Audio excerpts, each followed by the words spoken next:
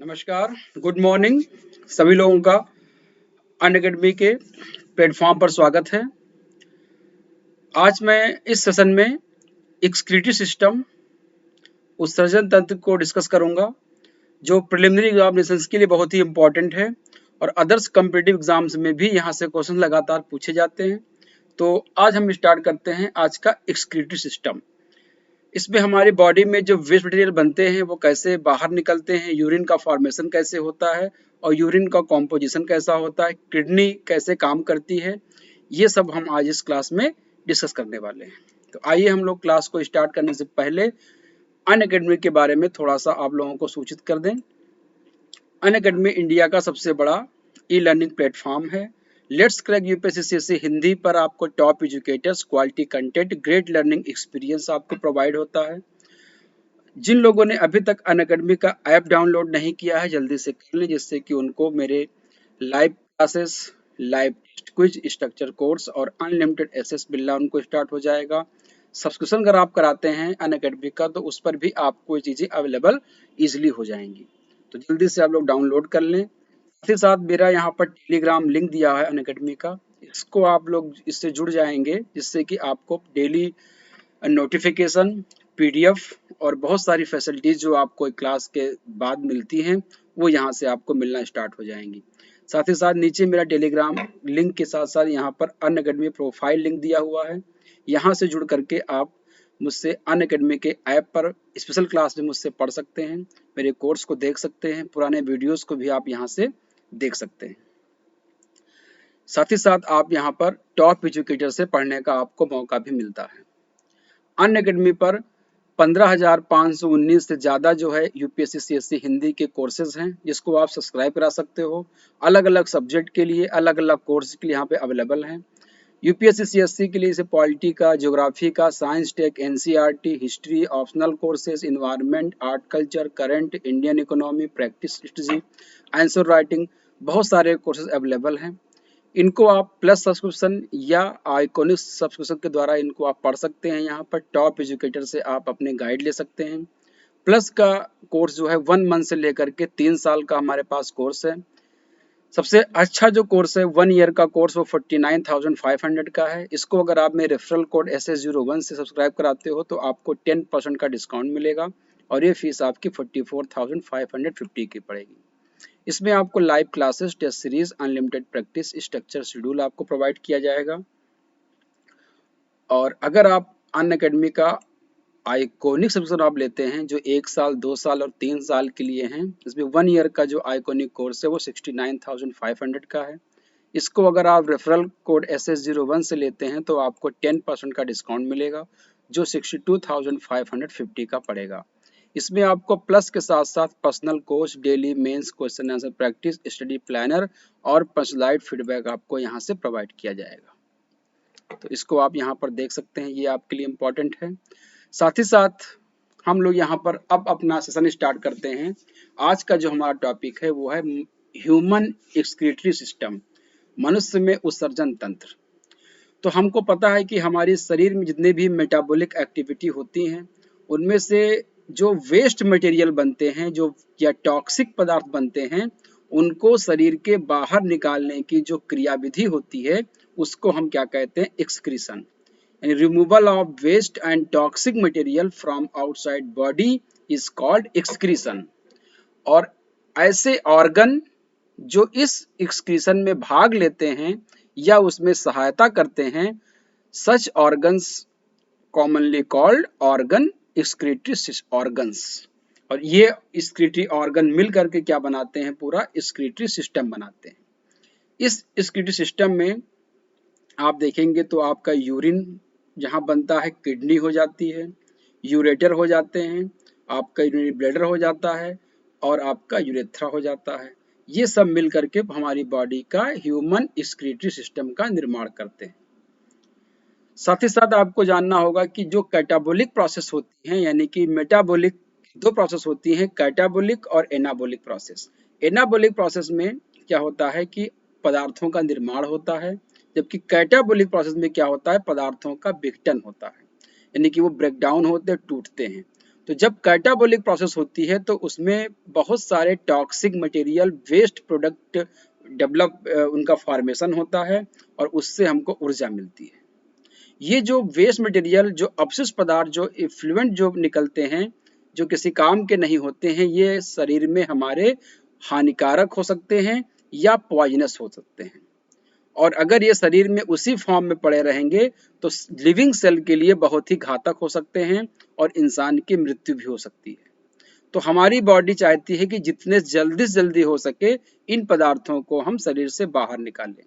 तो मेटाबॉलिक प्रक्रियाओं पर जो प्रतिकूल प्रभाव न पड़े और कोई भी बीमारी न हो, इसके लिए हमारा शरीर चाहता है कि जल्दी से जल्दी इन पदार्थों को बाहर निष्कासित कर दिया जाए। और इसीलिए कि ऐसे पदार्थ का शरीर में अधिक समय तक रहने पर उपापचय क्रियाओं पर प्रतिकूल प्रभाव पड़ता है और विभिन्न रोग भी हो सकते हैं। अतः इन अवशिष्ट या वर्ज्य पदार्थों, यानी कि ये जो आपके वेस्ट और टॉक्सिक मटेरियल्स हैं, इनको बाहर निकालना बहुत ही आवश्यक हो जाता है। तो इन सब को बाहर निकालने की जो पूरी प्रक्रिया होती है, इसी को हम लोग क्या कह देते हैं, एक्सक्रीशन कह देते हैं। इसमें जो ऑर्गन का पूरा समन्वय और अंगों का जो पूरा तंत्र काम करता है, इन सबको मिलाकर के हम क्या कह देते हैं, एक्सक्रीटरी सिस्टम कह देते हैं। अब बात आती है कि मनुष्य में जो एक्सक्रीशन होता है उनमें कौन कौन से अंग जिम्मेदार होते हैं। तो मनुष्य का जो मेन प्राइमरी एक्सक्रीटरी ऑर्गन होता है वो आपका है किडनी। किडनी को हम लोग मानते हैं primary excretory organ of the human body. Lungs भी होता है, त्वचा भी होता है, यकृत भी होता है और आंत भी होती है। ये सभी हमारे क्या है, एक्सक्रीटरी ऑर्गन्स होते हैं। लेकिन प्राइमरी एक्सक्रीटरी ऑर्गन जो हमारा है वो कौन सा होता है, किडनी होता है। तो आप मान के चलिएगा किडनी जो हमारी होती है वो मुख्य, या इसको हम क्या कह देते हैं, प्राथमिक उत्सर्जी अंग कहते हैं। बाकी जो होते हैं ये भी आपके उत्सर्जी अंग होते हैं, लेकिन मेन मुख्य और प्राथमिक जो होता है वो कौन सी होती है, किडनी होती है। इसको आपको ध्यान में रखना है। अलग अलग एनिमल में अलग अलग एक्सक्रीटरी ऑर्गन्स होते हैं। अलग अलग एनिमल में अलग अलग एक्सक्रीटरी ऑर्गन्स होते हैं। यहाँ से भी आपसे क्वेश्चंस पूछ लेता है।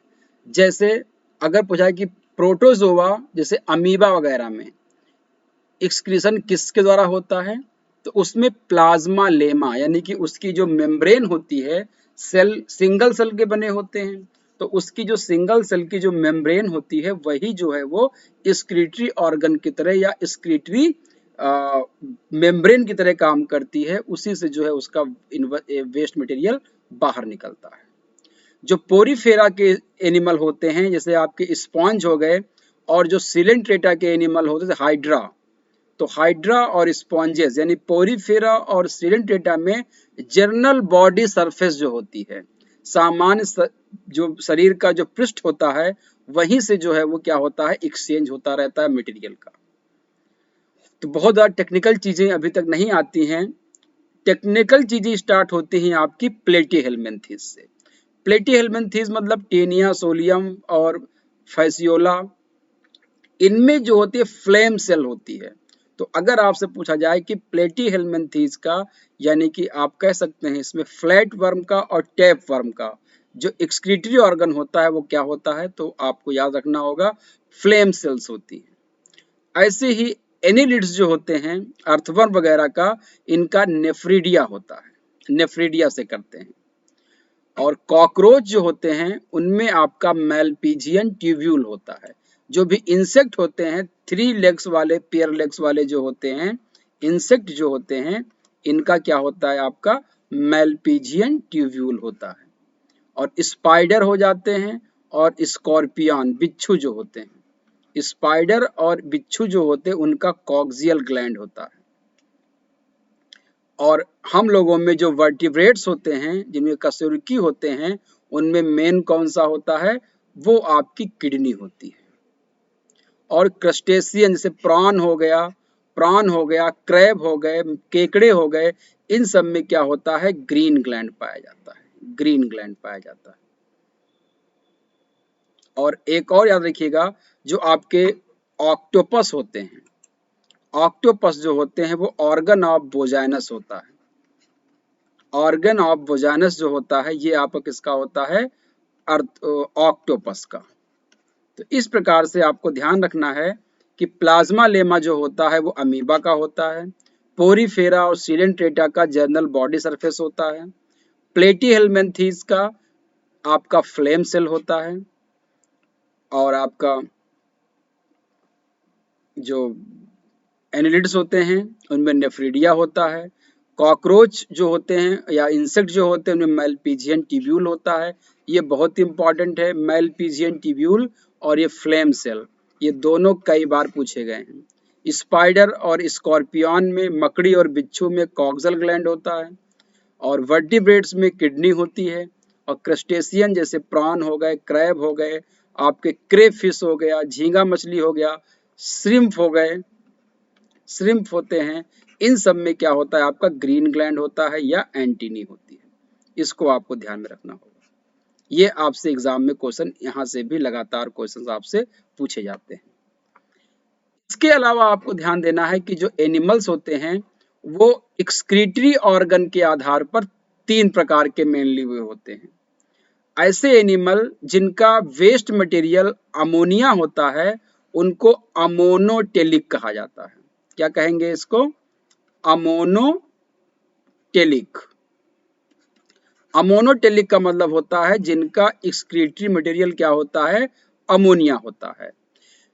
प्रोड्यूस्ड विद लिटिल एनर्जी, ये कम ऊर्जा के साथ निकलते हैं, केवल 2 एटीपी निकलता है। ये हाईली टॉक्सिक होते हैं और must be excrete in lot of water, इनको निकालने के लिए बहुत अधिक पानी की आवश्यकता होती है। और ऐसे एनिमल जो पानी में रहते हैं मेनली उन्हीं का जो है अमोनिया एक्सक्रीटरी प्रोडक्ट होता है। जैसे आपका marine and fresh water invertebrates जो होते हैं, एम्फीबियंस में जो लार्वा होते हैं, मेढक के जो लार्वा होते हैं, क्रोकोडाइल्स वगैरह हैं, इन सब में क्या होता है? अमोनिया होता है। और जिन जंतुओं का एक्सक्रीटरी मटेरियल यूरिया होता है उनको हम लोग क्या कहते हैं? यूरियोटेलिक कहा जाता है। यूरियोटेलिक। ये लेस टॉक्सिक होते हैं, अमोनिया से ये कम टॉक्सिक होते हैं। इनको निकालने के लिए अमोनिया से कम पानी की आवश्यकता होती है। Required little more energy to produce it, इनको बनने के लिए थोड़ी सी अधिक एनर्जी की आवश्यकता होती है। और ये जो होते हैं पानी में और समुद्र में रहने वाले जंतुओं में इनका यूरिया होता है। तो मेराइन फिश जो होती हैं, ध्यान रखिएगा, मेराइन फिश, जिसको हम लोग बोनी फिश कह सकते हैं, मेराइन फिश होती हैं, उनमें यूरिया होता है। एडल्ट एम्फीबियंस जो होते हैं उनका अमोनिया यूरिया होता है। हम लोगों का जो मैमल्स होते हैं उनका यूरिया होता है। और टर्टल जो होते हैं उनका भी यूरिया होता है। तो ये ध्यान रखिएगा, अगर मोस्टली आपसे पूछा जाए कि यूरिया किसका होगा तो मेनली जो एडल्ट एम्फीबियंस होते हैं, एडल्ट एम्फीबियंस का, और मैमल्स का यानी कि हम लोगों का, और मैराइन फिश जो होती हैं, जो समुद्र में पाए जाने वाली मछलियां होती हैं, सी फिश कह सकते हैं इसको या मैराइन फिश कहते हैं इसको, उनका जो होता है वो यूरिया होता है। और तीसरा होता है जिनका एक्सक्रीटरी मटेरियल यूरिक एसिड होता है उनको यूरिकोटेलिक कहा जाता है। यूरिकोटेलिक कहते हैं। इनको एक्सक्रीट करने के लिए सबसे कम पानी की आवश्यकता होती है। ये मोस्टली सेमी सॉलिड या पेस्ट के फॉर्म में यूरिन सिक्रीट करते हैं। और ये केवल लैंड पर रहने वाले लोग ही निकालते हैं, पानी वाले इसको नहीं निकालते हैं।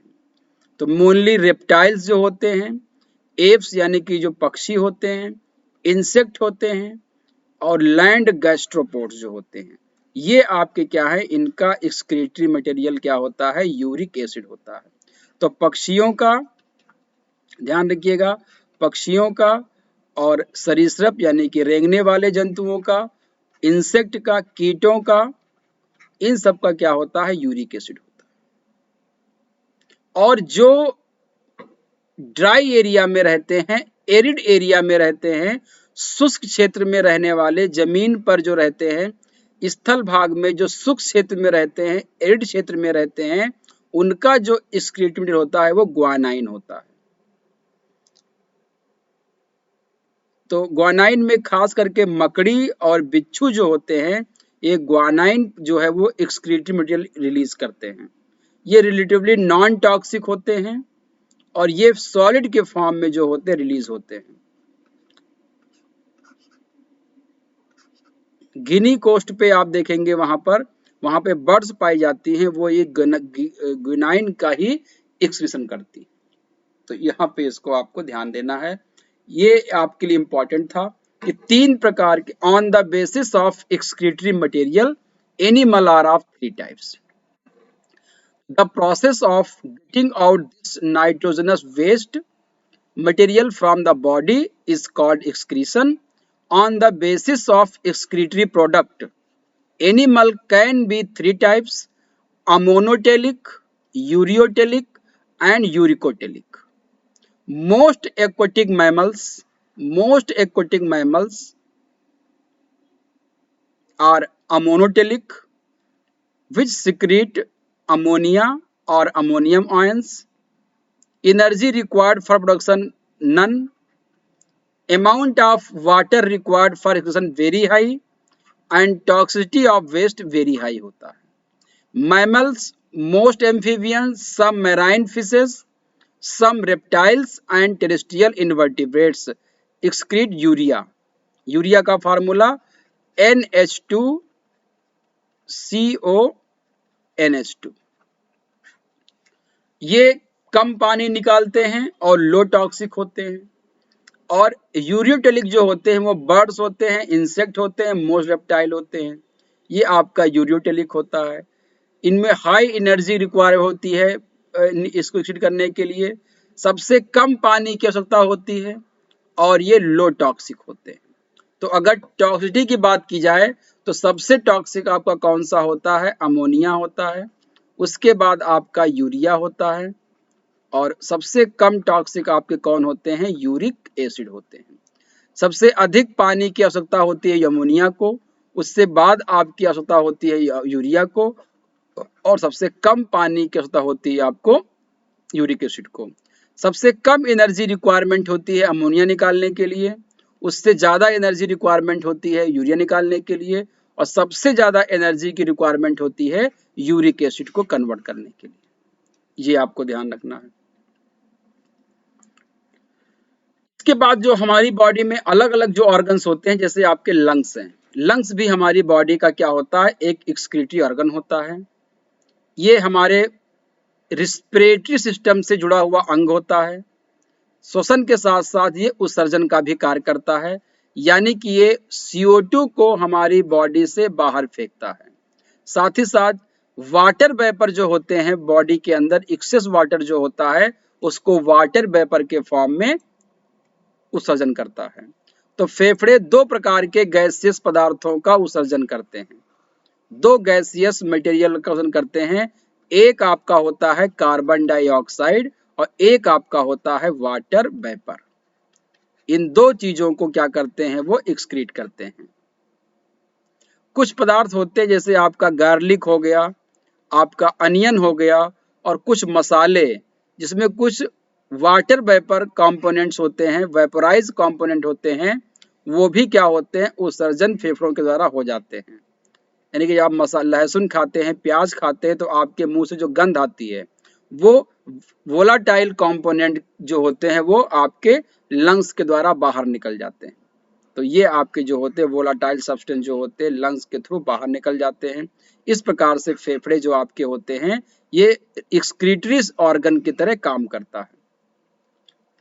वहीं पर आपकी जो स्किन होती है, स्किन में सेबेसियस ग्लैंड्स पाई जाती हैं, तैलीय ग्रंथियां पाई जाती हैं, सेबेसियस ग्लैंड पाई जाती हैं। श्वेत ग्रंथियां यानी कि आपकी स्वेट ग्लैंड पाई जाती हैं, पसीने वाली ग्लैंड पाई जाती हैं। सेबेसियस ग्लैंड से आपका सीबम और स्वेट ग्लैंड से आपके पसीने का स्राव होता है। सीबम और पसीने के साथ अनेक एक्सक्रीटरी पदार्थ भी शरीर से बाहर निकलते हैं। तो ये आपका त्वचा भी एक प्रकार का एक्सक्रीटरी ऑर्गन की तरह काम करता है। पसीने में एक्सेस वाटर और एक्सेस सॉल्ट जो होता है वो बॉडी के बाहर निकलता है, जो बॉडी को टेम्परेचर को मेंटेन करने का काम करता है। इवेपोरेशन होता है जिससे आपको हल्का सा गर्मी में ठंड फील होती है। तो ये स्किन के द्वारा संभव हो पाता है, इसको आपको ध्यान देना है। दूसरी चीज आपको ध्यान देनी है वो ये है लीवर जो होता है। लीवर कैसे काम करता है इसको आप ध्यान दीजिएगा।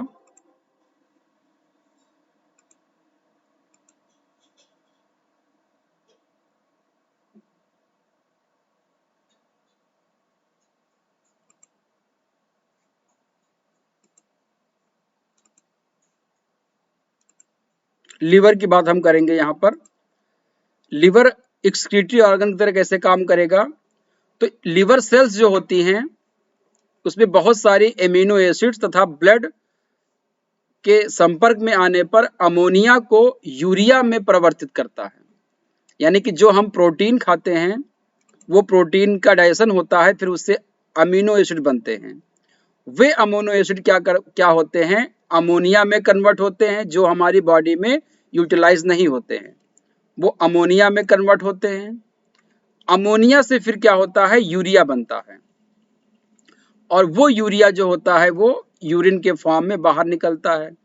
इसका मतलब क्या हो गया कि जो हमारा यूरिया है और अमोनिया है, इसका फॉर्मेशन लिवर में होता है और यहीं से ये बन करके किडनी तक जाता है। इस प्रकार यकृत और आपके जो स्प्लीन सेल्स होती हैं वो टूटी फूटी ब्लड सेल्स को विखंडित करती हैं और रक्त प्रवाह से वो बाहर निकल जाती हैं। इस प्रकार से लिवर में आपका जो आरबीसी होती हैं उनका जो ब्रेकडाउन होता है वो, और लिवर में जो अमोनिया और यूरिया बनता है, साथ में हीमोग्लोबिन का भी ब्रेकडाउन जो होता है वो लिवर में होता है। तो हीमोग्लोबिन हो गया, आरबीसी हो गया, अमोनिया का बनना हो गया, यूरिया का बनना हो गया, ये सब प्रोसेस जो है वो लिवर में होती हैं। तो जितने भी आपके वेस्ट मटेरियल मैक्सिमम जो बनते हैं टॉक्सिक मटेरियल, ये सब लिवर में ही बनते हैं। तो लिवर अपने आप में क्या हो गया, एक्सक्रीटरी ऑर्गन की तरह बिहेव करता है, तो ये ध्यान रखिएगा। और नेक्स्ट जो होता है आपका वो इंटेस्टाइन होती है। तो आंत की दीवार जो होती है उसमें पूरा ब्लड कॉर्पसेल्स का या ब्लड सेल्स का पूरा एक जाल होता है, और इन्हीं ब्लड सेल्स के जाल में ब्लड में जो वेस्ट मटेरियल भरे होते हैं वो हमारी जो है आंत की कोशिकाओं से डिफ्यूज होकर के रक्त में आ जाते हैं, और ये अवशोषित करने के बाद आंत की जो कैविटी होती है उसमें पहुंचा दिए जाते हैं, और यहाँ से वे मल के साथ बाहर निकल जाते हैं। इस प्रकार जो आपकी बड़ी आंत होती है वो अपच भोजन को शरीर से बाहर निकालकर उत्सर्जन में मदद करती है। तो अगर आपसे पूछा जाए कि इंटेस्टाइन में कौन सी इंटेस्टाइन एक्सक्रीटरी ऑर्गन की तरह काम करती है, तो आप बताओगे कि इंटेस्टाइन में लार्ज इंटेस्टाइन जो होती है वो फीकस के फॉर्म में क्या करती है, जो अनडाइजेस्टेड फूड को हमारे शरीर के बाहर भेज देती है। इस प्रकार से ये इंटेस्टाइन एक्सक्रीटरी ऑर्गन की तरह काम करती है। अब हम आते हैं अपना मेन जो हमारा प्राइमरी एक्सक्रीटरी ऑर्गन है वो आपका है किडनी। तो किडनी कहाँ पर होती है, उसका साइज कितना होता है, और वो उसका शेप कैसा होता है, उसमें कौन कौन से पार्ट होते हैं, इन सब चीजों का हम लोग डिस्कस करते हैं। तो यहाँ पर जैसे आपको डायग्राम में दिख रहा होगा कि किडनी जो होती है वो ह्यूमन बीइंग की मेन एक्सक्रीटरी ऑर्गन होती है, जो ब्लड सर्कुलेशन से एक्सक्रीटरी मटेरियल को हटाने का काम करती है, साथ ही साथ रीएब्जॉर्प्शन के द्वारा जो हमारे शरीर के लिए अच्छे पदार्थ हैं उनको रीएब्जॉर्ब करके फिर से हमारी बॉडी में वापस भेजती है। इसका मतलब किडनी का काम हो गया ऑस्मो रेगुलेशन करने का। किडनी क्या करती है, ऑस्मो रेगुलेशन करती है। ऑस्मो रेगुलेशन का मतलब क्या होता है कि हमारी बॉडी के अंदर जो केमिकल्स, जो मटेरियल्स ब्लड में हैं उनका कंसंट्रेशन हमेशा एक जैसा बनाए रखना। जैसे कोई ज्यादा पानी पी ले तो उसको यूरिन के थ्रू बाहर निकालना पड़ता है, कोई कम पानी पीता है तो यूरिन कम जाता है। ये इसलिए होता है कि किडनी अपने आप मेंटेन करती है कि बॉडी को कैसे ऑस्मो रेगुलेट करना है। किडनी को अगर आपने कभी इमेज में देखा हो तो आपको बिल्कुल वो बीन शेप में आपको दिखाई देती है। सेम का जो बीज होता है उस तरह से किडनी आप देख पाते हो, या उसको राजमा की तरह आप कह सकते हो, उस तरह से आपको दिखाई देती है। और अगर इसकी लोकेशन एग्जैक्ट अगर आप देखें तो किडनी आप देख पाएंगे कि जो आपकी एब्डोमिनल कैविटी होती है, एब्डोमिनल कैविटी जो होती है उसमें बैक साइड में पीठ की तरफ जो है वो आपका जो कमर होता है उस क्षेत्र में वर्टिब्रल कॉलम जो होते हैं, रीढ़ की जो हड्डी होती है, तो रीढ़ की हड्डी आपको पता होगी कि उसमें सर्वाइकल, थोरैसिक और लंबर। तो आपकी जो किडनी होती है वो जो थोरैसिक बोन होती है T12 यानी कि थोरैसिक 12 और L3 के बीच में पाई जाती है। यानी कि चार, एक तो 12 हो गई, 1, 2 और 3, यानी कि 4 कशेरुकियों के बीच में ये दोनों तरफ लेफ्ट और राइट में आपकी किडनी पाई जाती है। T12 और L3 के बीच में दोनों तरफ ये किडनी पाई जाती है। और अगर आप यहाँ पे बारीकी से देखेंगे तो आपको ये पाएंगे कि जो राइट किडनी होती है और लेफ्ट किडनी होती है ये दोनों अलाइनमेंट में नहीं होते हैं, यानी कि दोनों एक ही रेखा में नहीं होते हैं। राइट किडनी थोड़ी सी नीची होती है और लेफ्ट किडनी थोड़ी सी ऊपर होती है। और अगर गौर से देखेंगे तो आप पाएंगे राइट वाली थोड़ी सी छोटी होती है और लेफ्ट वाली थोड़ी सी बड़ी होती है। इसका रीजन ये है कि राइट साइड में क्या होता है, यहाँ पर आपका लीवर होने के कारण वहां पर स्पेस थोड़ा सा कम हो जाता है, इसलिए ये थोड़ी सी नीचे हो जाती है और साथ ही साथ इसका साइज थोड़ा सा कम हो जाता है। पूरी किडनी एक झिल्ली से घिरी होती है चारों तरफ से, उस झिल्ली को कहा जाता है पेरिकार्डियम मेम्ब्रेन कहते हैं। तो ध्यान रखिएगा, किडनी की झिल्ली को क्या कहा जाता है या उसके आवरण को क्या कहते हैं, तो किडनी के आवरण को हम लोग कहते हैं पेरिकार्डियम मेम्ब्रेन। ये ध्यान रखिएगा, पूरी किडनी जो होती है वो चारों तरफ से एक झिल्ली से घिरी होती है, उस झिल्ली का नाम होता है पेरिकार्डियम मेम्ब्रेन। पूरी झिल्ली जो है एक मेम्ब्रेन से ढकी होती है, उस झिल्ली का नाम होता है पेरिकार्डियम मेम्ब्रेन। ये ध्यान रखिएगा, पेरिकार्डियम मेम्ब्रेन झिल्ली से ये घिरा होता है इस तरह से। एडल्ट मनुष्य की अगर बात की जाए, जो किडनी होती है उसकी लंबाई 4 से 5 इंच तक होती है, यानी कि लंबाई जो होती है वो 4 to 5 इंच तक होता है और उसकी विड्थ जो होती है वो लगभग 2 इंच के आसपास होती है और ये लगभग 1.5 इंच का मोटा होता है। दोनों किडनी की अगर हम वेट की बात करते हैं तो दोनों किडनी का वेट अलग अलग होता है, लगभग 140 से लेकर के 170 तक वेट हो सकता है इसका। राइट किडनी का वेट थोड़ा सा कम होता है, लेफ्ट का वेट थोड़ा सा ज्यादा होता है।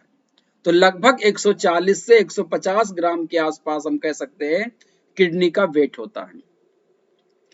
और इसका जो बाहरी सरफेस होता है वो कॉन्वेक्स होता है और इनर सरफेस जो इसका होता है वो आपका कॉनकेव होता है। इस तरह से अगर आप देखें कॉन्वेक्स और कॉनकेव की जब बात करते हैं तो इसका बाहरी हिस्सा आपको कॉन्वेक्स दिखता है और अंदर का जो हिस्सा होता है आपका ये कॉनकेव दिखता है इस तरह का। ये आपका कॉनकेव हो जाता है और ये वाला हिस्सा आपका क्या हो जाता है, कॉन्वेक्स दिखता है। तो आउटर वाला हिस्सा कॉन्वेक्स साइड में यानी कि उत्तल रूप में दिखता है और इनर वाला जो आपका है वो अवतल रूप में दिखता है। और जो अंदर वाला जो कॉनकेव शेप जो होता है वो सतह क्या कहलाती है, हाइलम कहलाती है। वो जो कॉनकेव शेप वाला जगह है यहाँ पर, ये कॉनकेव वाला जो पोर्शन होता है ये पोर्शन क्या कहलाता है, किडनी का हाइलम कहलाता है। इसी हाइलम में क्या होता है, यहीं से यूरेटर अंदर आता है इसकी किडनी के अंदर। यहीं पर क्या होता है आपका रीनल आर्टरी, रीनल वेन्स और न्यूरॉन्स, ये सारे हाइलम के द्वारा ही किडनी के अंदर इंटर करते हैं। तो ध्यान रखिएगा, किडनी का जो अंदर वाला पार्ट होता है वो कॉनकेव होता है, उसको हम लोग हाइलम कहते हैं। इसी हाइलम में रीनल आर्टरी, रीनल वेन और आपका यूरेटर के साथ साथ जो नर्व होती हैं वो इसी के साथ किडनी में इंटर करती हैं। यहाँ पे अगर आप डायग्राम में आप देखें तो आपको इस तरह से दिखाई दे रहा होगा। ये देखिएगा, ये जो आपको दिख रहा है ये आपका कॉनकेव शेप दिख रहा है। इसी को हम लोग क्या कहते हैं, कॉनकेव शेप को हाइलम कहते हैं। इसी हाइलम में देखिए रीनल वेन्स भी गई हुई है, रीनल आर्टरी भी इसी में जाती है, रीनल यूरेटर भी इसी के द्वारा जाता है। तो ये सारे इसी के रूप में फॉर्म में इंटर करते हैं, साथ ही साथ इसी में नर्व्स भी इसी के फॉर्म में जाते हैं। तो इस चीज को आपको यहाँ पे ध्यान रखना है। नेक्स्ट चीज आपको जो ध्यान देनी है वो ये है, अगर हम किडनी को लॉन्ग लेंथ वाइज काटते हैं, लंबाई में काटते हैं, यानी कि उसको हम लॉन्गिट्यूडल उसको सेक्शन करते हैं, तो हम पाते हैं कि उसमें बाहरी भाग जो उसका होता है, आउटर लेयर जो उसका होता है वो कॉर्टेक्स कहलाता है। वो क्या कहलाता है, कॉर्टेक्स कहलाता है, आउटर भाग जो होता है। और जो इनर लेयर होती है उसकी, या इनर भाग जो होता है जो मोटा होता है, उसको हम लोग क्या कहते हैं, मेडुला कहते हैं। यानी किडनी में दो भाग हो जाते हैं, कॉर्टेक्स और मेडुला। आउटर वाले भाग को अगर आप यहाँ पे देखें, इस वाले भाग को अगर आप देख रहे हैं तो ये क्या कहलाता है, आपका कॉर्टेक्स कहलाता है। ये वाला भाग आपका क्या कहलाता है, कॉर्टेक्स कहलाता है। और इनर वाला भाग जो आपका है ये वाला, ये क्या कहलाता है, आपका मेडुला कहलाता है। ये देखिए यहाँ पे मेडुला लिखा हुआ है और ये आपका क्या लिखा हुआ है, कॉर्टेक्स लिखा हुआ है। इसको आपको ध्यान रखना है। जो आपका मेडुला होता है, इनर वाला जो भाग होता है, इसमें देखिए पिरामिड शेप के स्ट्रक्चर पाए जाते हैं जिनको रीनल पिरामिड कहा जाता है। 1 2 3 4 5 6 7 8, इनकी संख्या 8 से 12 तक हो सकती है। ये रीनल पिरामिड से बने हुए मेडुला होते हैं। इन रीनल पिरामिड जहां पर ओपन होते हैं, रीनल पिरामिड जहां पर ओपन होते हैं, उनको जो है वो क्या कहा जाता है, कैलिक्स कहा जाता है। जहां पे ओपन होते हैं उनको क्या कहते हैं, कैलिक्स कहते हैं। कैलिक्स दो प्रकार के होते हैं। जहां पे ओपन होते हैं उनको हम लोग यहाँ पे देखिए माइनर कैलिक्स होते हैं और ये मेजर कैलिक्स होते हैं। तो मेडुला में जो कोन शेप स्ट्रक्चर है उन्हीं को हम लोग क्या कहते हैं, पिरामिड्स कहते हैं। और सभी पिरामिड एक थैली नुमा गुहा में जो है वो इंगित होते हैं।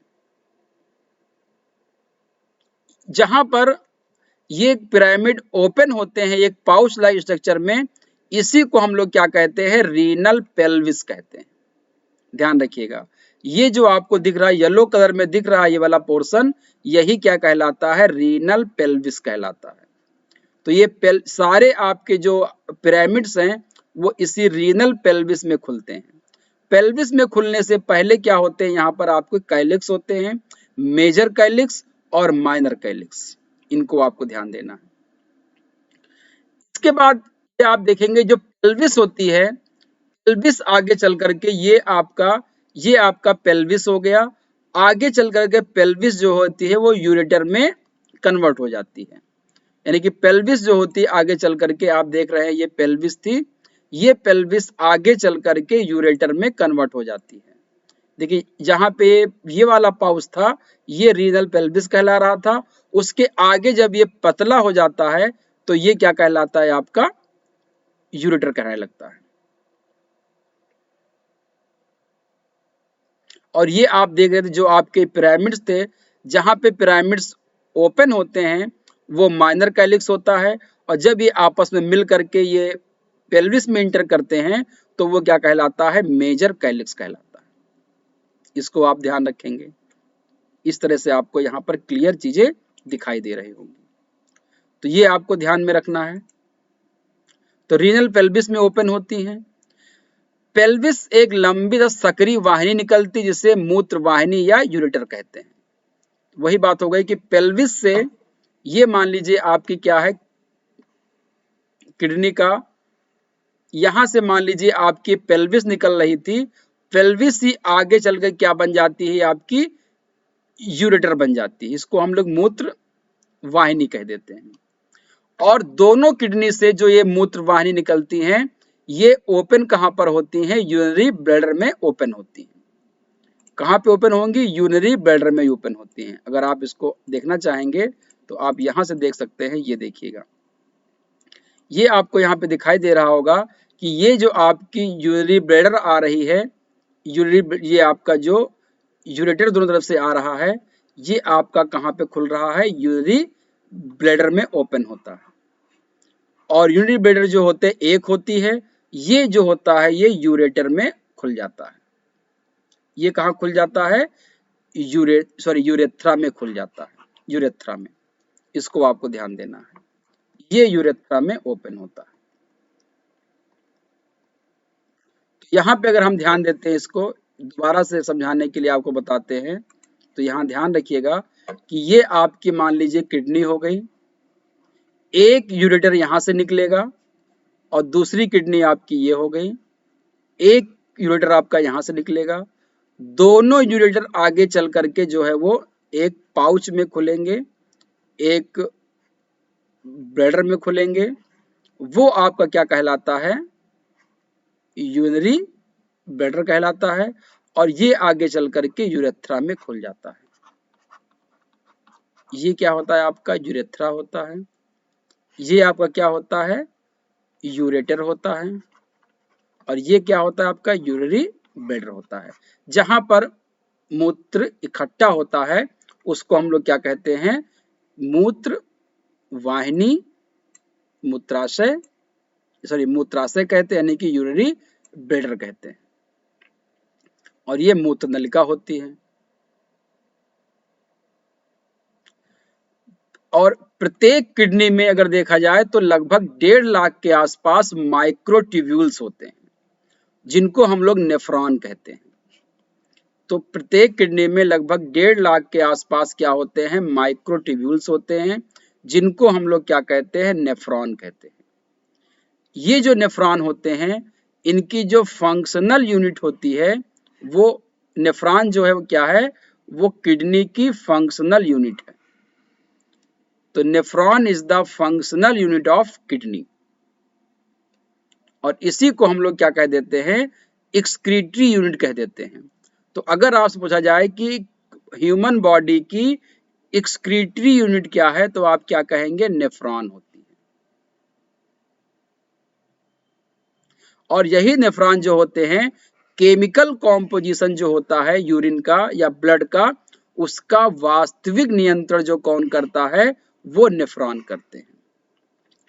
यानी कि ब्लड में वास्तव में क्या क्या रहेगा, क्या क्या छन करके बाहर जाएगा, इसका नियंत्रण करने का काम कौन करता है, नेफ्रॉन करते हैं। तो एग्जैक्टली नेफ्रॉन ही जो है वो एक्सक्रीटरी यूनिट कह सकते हैं, उसको फंक्शनल यूनिट ऑफ किडनी कह सकते हैं, जो एक तरह से यूरिन के निर्माण करते हैं। यहीं पर ब्लड का अल्ट्रा फिल्ट्रेशन होता है और यहीं पर क्या हो जाता है, रीएब्जॉर्प्शन होता है कि कौन सा मटेरियल बाहर जाएगा और कौन सा मटेरियल बॉडी में वापस रीएब्जॉर्ब हो जाएगा। अब हम देखते हैं यहाँ पर नेफ्रॉन की संरचना, स्ट्रक्चर ऑफ नेफ्रॉन। तो आपको यहाँ पे ध्यान देना है कि प्रत्येक नेफ्रॉन जो होती है वो एक कप लाइक स्ट्रक्चर होती है, जिसको हम लोग क्या कहते हैं, बॉमैन्स कैप्सूल कहते हैं। तो कप लाइक स्ट्रक्चर जो होता है नेफ्रॉन का, इस तरह से आप देखेंगे तो ये आपको यहाँ पर एक कप लाइक स्ट्रक्चर दिखाई देगा। इसको हम लोग क्या कहते हैं, बॉमैन कैप्सूल कह देते हैं। ये कप लाइक स्ट्रक्चर क्या कहते हैं, बॉमैन कैप्सूल कहते हैं। ये बॉमैन कैप्सूल जो होता है, ये किडनी के कॉर्टेक्स रीजन में स्थित होता है, यानी कि बाहर वाले क्षेत्र में स्थित होता है। जैसे मैंने बताया था आपको कि दो पार्ट होते हैं, एक कॉर्टेक्स, एक मेडुला। तो जो बाहर वाला पार्ट होता है वो क्या था, आपका कॉर्टेक्स था, और इनर वाला पार्ट क्या था, आपका मेडुला था। तो नेफ्रॉन का जो आपका बॉमैन कैप्सूल होता है, ये कॉर्टेक्स रीजन में होता है। ये कहाँ पर होता है, कॉर्टेक्स रीजन में होता है। और बोमोन संपुट से एक सूक्ष्म कुंडलित नलिका निकलती है जो सीधा होकर ब्रिक पेल्विस में प्रेस कर जाती है। इसको हम लोग क्या कह देते हैं, लूप ऑफ हेनले कह देते हैं। यहां से एक लंबी जो है ट्यूब निकलेगी जो सीधे जाकर के जो है वो पेल्विस प्रेस कर जाती है। इसको हम लोग क्या कहते हैं, लूप ऑफ हेनले कहते हैं। तो लूप ऑफ हेनले जो होती है वो एक लूप ऑफ हेनले नीचे की ओर जाती है, उसको हम लोग कहते हैं डिसेंडिंग लूप ऑफ हेनले, और एक फिर ऊपर की तरफ जाती है, उसको हम लोग कहते हैं एसेंडिंग लूप ऑफ हेनले। तो इस प्रकार से जो है वो दो लूप ऑफ हेनले होती हैं। इसको अगर डायग्राम से आप देखना चाहें तो इस तरह से आप देख सकते हैं। ये देखिएगा, ये जो आपको दिख रहा है कप लाइक स्ट्रक्चर, इसको हम लोग कहते हैं बॉमैन कैप्सूल। और इसके बाद ये जो पोर्शन आपका है जो बहुत फोल्डेड स्ट्रक्चर होता है, इसको हम लोग कहते हैं proximal tubule, PCT, proximal convoluted tubule कह देते हैं इसको। और इसके बाद ये देखिए यहाँ पर एक लूप हेयर पिन टाइप का होता है, हेनले ने इसको खोजा था, इसी के नाम पे इसको क्या नाम दिया, लूप ऑफ हेनले। ये नीचे की ओर जा रहा है तो इसको हम लोग कह देते हैं डिसेंडिंग लूप ऑफ हेनले। फिर ये ऊपर की ओर जाता है, इसको हम लोग कह देते हैं एसेंडिंग लूप ऑफ हेनले। और ये जो लूप ऑफ हेनले वाला पोर्शन होता है, ये पूरा का पूरा जो है वो आपके कॉर्टेक्स में, सॉरी मेडुला में होता है। ये मेडुला में होता है और ये वाला कहाँ पे होता है, कॉर्टेक्स में होता है। यहीं पर क्या हो जाता है कि फिर ये वापस जाता है और ये यहाँ पर फिर से बहुत ज्यादा फोल्डेड हो जाता है। उस फोल्डेड को हम लोग क्या कह देते हैं, डिस्टल कन्वोल्यूटेड ट्यूब्यूल, डीसीटी कहते हैं। और ये डीसीटी जो होता है ये कलेक्टिंग ट्यूब के फॉर्म में जाकर के कलेक्टिंग डक्ट में इकट्ठा जुड़ जाता है। इसी कलेक्टिंग डक्ट में क्या होता है, बहुत सारे नेफ्रॉन यहीं पे जुड़े होते हैं और यहीं पर जो यूरिन बना करके लाते हैं वो इसी कलेक्टिंग डक्ट में इकट्ठा करते जाते हैं। यानी कि कलेक्ट आपका जो यूरिन बनता है नेफ्रॉन में, वो कलेक्ट कहाँ पर होता है, तो वो कलेक्टिंग डक्ट में इकट्ठा हो जाता है। इसको ध्यान रखिएगा। यानी कि अगर आपसे पूछा जाए कि एक नेफ्रॉन में क्या क्या होता है, तो मोटे तौर पर अगर देखेंगे तो आप बताएंगे दो चीजें होती हैं। एक आपका होता है बॉमैन कैप्सूल होता है जो कप लाइक होता है, जहां पर अल्ट्रा फिल्ट्रेशन होता है। और दूसरा आपका होता है loop of Henle. Loop of Henle में क्या होता है, यहाँ पर रीअब्जॉर्प्शन होता है। तो दो चीज आपको ध्यान देनी है कि नेफ्रॉन का दो पार्ट होता है, बोमैन कैप्सूल जो कप लाइक होता है और लूप ऑफ हेनले जो ट्यूब लाइक होता है, हेयर पिन लाइक होता है। बोमैन कैप्सूल में अल्ट्रा फिल्ट्रेशन होता है और लूप ऑफ हेनले में दोबारा से रीएब्जॉर्प्शन की क्रिया होती है। इसको आपको ध्यान में देना है। उसके बाद क्या होता है, नलिका फिर से वृक्क के कॉर्टेक्स भाग में चली जाती है जहां पर आपका डीसीटी होता है। कॉर्टेक्स भाग में फिर से ये क्या हो जाती है, कुंडलित हो जाती है। और कुंडलित होने को ही क्या कह देते हैं, इसको डीसीटी कह देते हैं, डीसीटी। यानी कि अगर पूछा जाए कि कॉर्टेक्स भाग में क्या क्या होता है, तो कॉर्टेक्स भाग में एक तो आपका बोमैन कैप्सूल होता है, एक आपका पीसीटी होता है और एक आपका डीसीटी होता है। ये तीन चीजें कहां पर होती हैं, कॉर्टेक्स में होती हैं। और मेडुला की बात की जाए तो मेडुला में क्या होता है, लूप ऑफ हेनले होता है, हेनले। और ये लूप ऑफ हेनले दो प्रकार के होते हैं, डिसेंडिंग लूप ऑफ हेनले और एसेंडिंग लूप ऑफ हेनले। और पीसीटी जो होता है वो कलेक्टिंग डक्ट में जुड़ जाता है और वहीं पर जो होता है नेफ्रॉन खुलती हैं और ये जो भी लिक्विड बनता है उसको ब्रिक के द्वारा वो पेल्विस में ले लिया जाता है। और पेल्विस से ये कहाँ चला जाता है, यूरेटर में चला जाता है। यूरेटर से जाने के बाद ये कहाँ पे खुल जाता है, मूत्राशय में खुल जाता है। यानी कि अगर हम एक पूरा डायग्राम बना के बताएं आपको कि कहाँ से कहाँ यूरिन का फॉर्मेशन होता है, तो पहले आप देखेंगे कि बोमैन कैप्सूल से पीसीटी में आता है मटेरियल, पीसीटी से डिसेंडिंग लूप ऑफ हेनले में आता है, फिर असेंडिंग लूप ऑफ हेले में आता है, फिर डीसीटी में आता है, डीसीटी के बाद फिर ये कलेक्टिंग डक्ट में आता है, कलेक्टिंग डक्ट के बाद ये पेल्विस में जाता है, पेल्विस के बाद फिर ये यूरेटर में आता है, यूरेटर के बाद ये यूरिनरी ब्लैडर में आता है और फिर यूरेथ्रा के द्वारा ये बाहर निकल जाता है। ये पूरा सीक्वेंस होता है आपके यूरिन फॉर्मेशन और एक्सक्रीशन का। इतना आपको ध्यान रखना है। बोमैन कैप्सूल से पीसीटी, पीसीटी से डिसेंडिंग लूप ऑफ हेनले, फिर असेंडिंग लूप ऑफ हेनले, फिर डीसीटी, फिर कलेक्टिंग डक्ट, फिर पेल्विस, फिर यूरेटर, फिर यूरिनरी ब्लैडर और उसके बाद यूरेथ्रा के द्वारा वो बाहर निकल जाता है। इसको आपको ध्यान रखना है। अब बात आती है कि ब्लड, किडनी को ब्लड की सप्लाई कौन करता है। तो हार्ट से जो एरोटा होता है, एरोटा जब आगे की ओर बढ़ता है तो वो कई आर्टरीज में डिवाइड हो जाता है और अलग अलग ऑर्गन को अलग अलग आर्टरीज ब्लड सप्लाई करती हैं। अलग अलग ऑर्गन्स को अलग अलग आर्टरीज ब्लड सप्लाई करती हैं। जैसे हार्ट को कोरोनरी आर्टरी ब्लड सप्लाई करती है, ब्रेन को रीनल आर्टरी ब्लड सप्लाई करती है, हमारे लंग्स को ब्रोंकियल आर्टरी ब्लड सप्लाई करती है, लिवर को हिपैटिक आर्टरी ब्लड सप्लाई करती है। ऐसे ही किडनी को जो प्योर ब्लड की सप्लाई करता है वो आपका होता है रीनल आर्टरी। यानी कि एरोटा से किडनी के अंदर जो ब्लड की सप्लाई लेकर के जाता है वो आर्टरी कौन सी होती है, रीनल आर्टरी होती है। ये आपको ध्यान देना होगा कि रीनल आर्टरी जो होती है वही क्या करती है, एरोटा से किडनी को ब्लड की सप्लाई करती है। और प्रत्येक किडनी में जो आपकी रीनल आर्टरी होती है, इंटर करने के बाद अनेक पतले पतले ब्रांचेस में वो डिवाइड हो जाती है, जिसको रीनल आर्टरियोल्स कहा जाता है। रीनल आर्टरियोल्स कहा जाता है।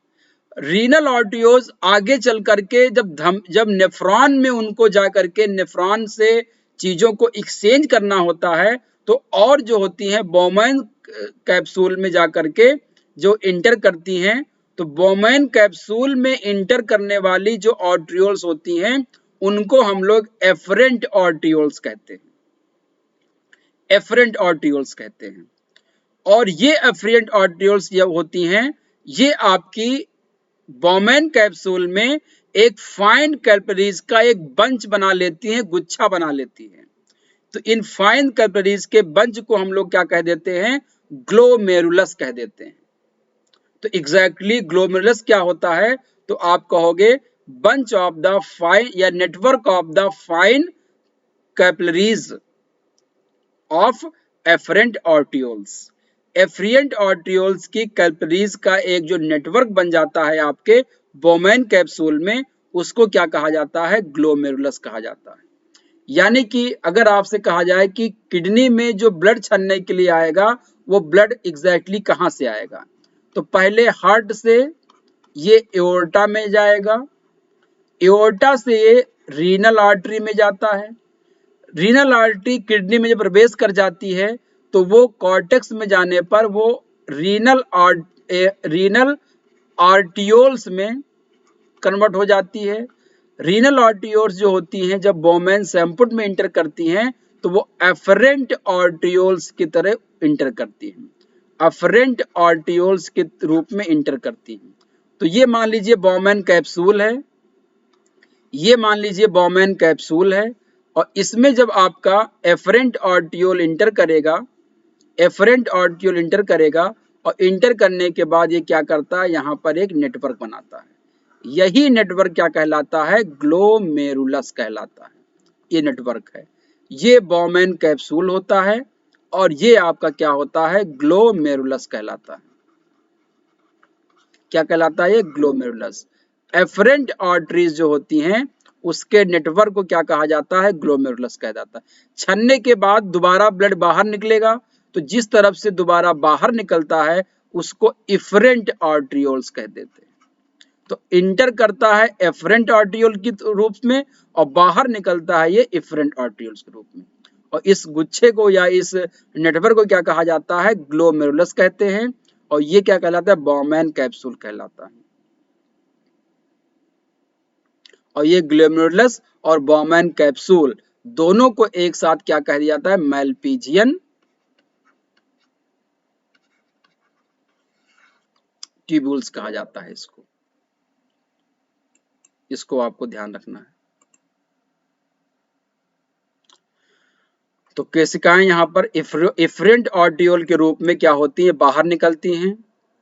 एफरेंट ऑर्टियोल बॉबमैन संपूर्ण निकलकर बार बार विभाजित होकर महीन कोशिकाओं का जाल बनाती हैं, जो नेफ्रॉन के विभिन्न जालिकाओं में बढ़ जाती हैं, नेफ्रॉन में बढ़ जाती हैं और पुनः वो रीनल वेन्स में इंटर कर जाती हैं।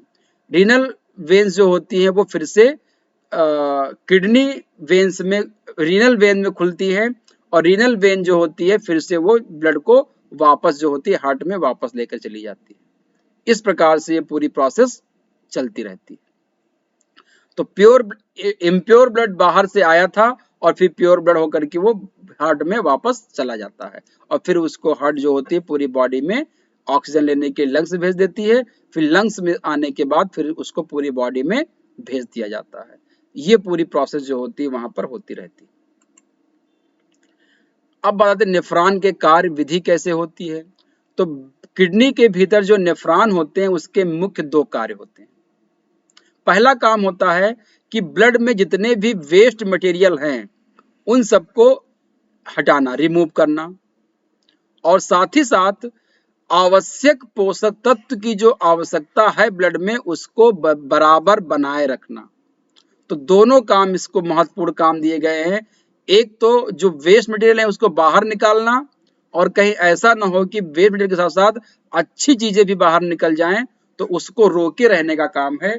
तो दो बड़े काम नेफ्रॉन के पास होते हैं कि सभी वेस्ट मटेरियल को शरीर के बाहर निकाल देना, और दूसरा ब्लड में जो आवश्यक न्यूट्रिएंट्स हैं उनको बनाए रखना। ये दो काम करने के लिए इसको क्या करना होता है, दो तरह से काम करता है। एक तो फिल्ट्रेशन करता है। फिल्ट्रेशन से इससे क्या काम हो जाएगा कि जो वेस्ट मटेरियल है, जो वेस्ट मटेरियल है वो जो है वो ब्लड से बाहर निकल जाएगा। लेकिन जब ये फिल्ट्रेशन करता है तो वेस्ट मटेरियल के साथ साथ बहुत सारे अच्छी चीजें भी बाहर निकल जाती हैं, जो हमारे लिए आवश्यक होती हैं वही बाहर निकल जाती हैं, उससे नुकसान हो जाएगा। तो उनको वापस फिर से ब्लड में लाने के लिए ये क्या करती है, रीएब्जॉर्प्शन करती है। तो जो पहला काम था कि वेस्ट मटेरियल को बाहर करना, उसके लिए क्या करती है, ये फिल्ट्रेशन करती है। और दोबारा से जो वेस्ट मटेरियल में जो न्यूट्रिएंट्स को बनाए रखने के लिए क्या करती है, रीएब्जॉर्प्शन का काम करती है। तो इसके लिए अलग अलग पार्ट होते हैं। फिल्ट्रेशन को कहा जाता है अल्ट्रा फिल्ट्रेशन। क्या कहते हैं, अल्ट्रा फिल्ट्रेशन कहते हैं, या इसको कहा जाता है परानिस्यंदन। और ये प्रोसेस जो होती है वो होती है आपकी कहां पर, ग्लोमेरुलस में, यानी कि बॉमैन कैप्सूल में होती है। और रीएब्जॉर्प्शन जो होता है वो कहां पे होता है, लूप ऑफ हेनले में होता है। ये अलग अलग चीजें अलग अलग पार्ट में होती हैं। फिल्ट्रेशन की जो प्रोसेस होती है वो आपका अल्ट्रा फिल्ट्रेशन जो होता है वो आपका बॉमैन कैप्सूल में होता है, ग्लोमेरुलस के द्वारा होता है। और रीएब्जॉर्प्शन की जो प्रोसेस होती है वो आपकी लूप ऑफ हेनले में होती है। इसको आपको ध्यान में रखना है। इसके बाद ये जो डायग्राम आपको यहाँ पे दिख रहा है, यहाँ पर आप देखेंगे कि जो आपका ये कप लाइक स्ट्रक्चर था, बॉमैन कैप्सूल जो था, ये देखिए कॉर्टेक्स रीजन में है। और ये रीजन जो फोल्डेड था जिसको हमने क्या कहा था, पीसीटी कहा था, ये भी कहाँ पे है, कॉर्टेक्स में है। और डीसीटी जो हमने कहा था, डिजिटल कन्वर्टिब्यूल, ये भी कहाँ पे है, कॉर्टेक्स में है। और लूप ऑफ हेनले आप देख पा रहे हो, ये कहां पर है, ये मेडुला में है। लूप ऑफ हेनले कहां पर है, ये मेडुला में है। यहां पर सबसे पहले क्या होता है कि जहां से ब्लड छन्ने के लिए आता है उसको एफरेंट ऑर्टियोल कहते हैं, और छन्ने के बाद जहां से वापस जाएगा इसको इफरेंट ऑर्टियोल कहते हैं। और ये जो अंदर ये नेटवर्क बन जाता है इसको क्या कहते हैं, ग्लोमेरुलस कहते हैं। ग्लोमेरुलस कहा जाता है, ग्लोमेरुलस कहते हैं। जब यहाँ से चीजें छन करके यहाँ पर आ जाती हैं तो यहाँ पर अच्छी चीजें भी छन जाती हैं। तो इनको पीसीटी में खास करके sodium chloride, water, amino acid, glucose और विटामिन, इन सब का यहाँ पर क्या हो जाता है, रीएब्जॉर्प्शन हो जाता है। ये फिर से ब्लड में वापस चले जाते हैं, ध्यान रखिएगा। तो पीसीटी में किन किन चीजों का रीएब्जॉर्प्शन होता है वो आपको ध्यान रखना है। सोडियम क्लोराइड यानी कि सॉल्ट का होता है, वाटर का होता है, अमीनो एसिड का होता है, ग्लूकोज का होता है और विटामिन का होता है। इन सब का रीएब्जॉर्प्शन हो जाता है कहां पर, आपका पीसीटी में, प्रॉक्सिमल कन्वोल्यूटेड ट्यूब्यूल में। और यहीं पर आप देख पा रहे हैं कि कुछ चीजों का यहाँ पर क्या होता है, एक्सक्रीशन होता है, जो एक्सक्रीट होकर के जो है आपके ये किडनी के द्वारा बाहर निकलने के लिए चले जाते हैं। तो इसमें अमोनिया, यूरिया, पोटेशियम आयन और हाइड्रोजन आयन, ये सब जो होते हैं ये एक्सक्रीट होते हैं। और ऊपर वाले जो लिखे हैं वो क्या होते हैं, एब्जॉर्ब हो जाते हैं, फिर से ये ब्लड में चले जाते हैं। और ये चीजें जो दिख रही हैं आपको, ये वापस ब्लड से इसमें आ जाते हैं आपकी नेफ्रॉन में, जिससे कि ये छन करके यूरिन के फॉर्म में बाहर चला जाए। तो आप देखेंगे ये चीजें ब्लड में चली जाती हैं और ये चीज आपके नेफ्रॉन में आ गई। जब आगे चलेंगे यहाँ पर, तो यहाँ पर पानी और सॉल्ट की मात्रा ज्यादा होती है, क्योंकि बाकी चीजें यहीं पर रीअब्जॉर्ब कर ली जाती हैं। अमीनो एसिड, ग्लूकोज, विटामिन, ये सब यहीं पे रीअब्जॉर्ब कर ली जाती हैं, ये आगे नहीं जाती। आगे आपका सॉल्ट और वाटर जाता है, और जो आपके यहाँ पर बचे हुए हैं ये अमोनिया, यूरिया, यूरिक एसिड, ये सब जाते हैं। अब बात आती है कि जो डिसेंडिंग लूप ऑफ हेनले है, यहाँ पर वाटर का केवल रीअब्जॉर्प्शन होता है, सॉल्ट का नहीं होता है, ध्यान रखिएगा। डिसेंडिंग लूप ऑफ हेनले में केवल वाटर का रीअब्जॉर्प्शन होता है, सॉल्ट का रीअब्जॉर्प्शन नहीं होता है। ये क्वेश्चन आपसे कई बार पूछा गया है, इसको आप ध्यान रखिएगा। यहां पर वाटर का रीअब्जॉर्प्शन होता है, सॉल्ट का रीअब्जॉर्प्शन नहीं होता है। जबकि एकदम निचले वाले हिस्से में आप देखते हैं तो यहां पर क्या हो जाता है, यूरिया रिलीज हो जाती है, यहां पे यूरिया जो है अंदर आ जाती है। और डिसेंडिंग लूप ऑफ हेनले में आप देख रहे हो सॉल्ट का यहां पर रीअब्जॉर्प्शन होता है, वाटर का रीअब्जॉर्प्शन नहीं होता है, ये ध्यान रखिएगा। तो यूरिया का यहां पर एक्सक्रीशन होता है, जबकि असेंडिंग लूप ऑफ हेनले में केवल सॉल्ट का रीअब्जॉर्प्शन होता है, वाटर का नहीं होता है। और जबकि डिसेंडिंग में वाटर का होता है, सॉल्ट का नहीं होता है। ये दो डिफरेंस आपको जरूर याद रखना चाहिए, यहां से क्वेश्चंस बन जाते हैं। क्योंकि पूछता है कि किस लूप ऑफ हेनले में केवल वाटर का रीअब्जॉर्प्शन होता है, तो आप बताओगे कि डिसेंडिंग लूप ऑफ हेनले में केवल वाटर का रीअब्जॉर्प्शन होता है, जबकि असेंडिंग लूप ऑफ हेनले में केवल सॉल्ट का यानी कि सोडियम क्लोराइड का रीअब्जॉर्प्शन होता है, वाटर का नहीं होता है। जब हम पहुंचते हैं कहां पर, फिर से डीसीटी में, कॉर्टेक्स रीजन में, तो यहां पर आप देख रहे हैं पानी का भी हो रहा है और सोडियम क्लोराइड का भी रीअब्जॉर्प्शन हो रहा है। जो ज्यादा पानी इसमें आ गया था वो फिर से बाहर हमारे ब्लड में वापस आ जाता है।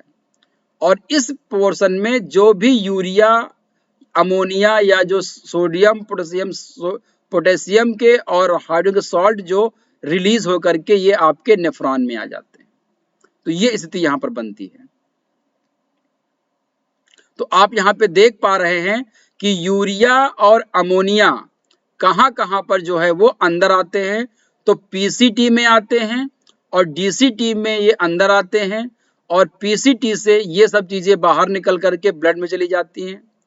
और रीअब्जॉर्प्शन जो होता है मैक्सिमम वो कहां पर होता है, लूप ऑफ हेनले में होता है। वाटर का reabsorption descending loop of Henle में होता है, और सोडियम क्लोराइड यानी कि सॉल्ट का रीअब्जॉर्प्शन जो आपका होता है वो असेंडिंग लूप ऑफ हेनले में होता है। इसके बाद जो चीजें कलेक्टिंग डक्ट में आती हैं, ये हाईली डाइल्यूटेड होता है, इसमें पानी की मात्रा और यूरिया की मात्रा ज्यादा होती है। यहाँ से कुछ पानी और यूरिया जो होता है वो एक्सक्रीट हो जाता है, सॉरी एब्जॉर्ब हो जाता है, पानी बाहर निकल जाता है, कुछ मात्रा में यूरिया निकल जाता है।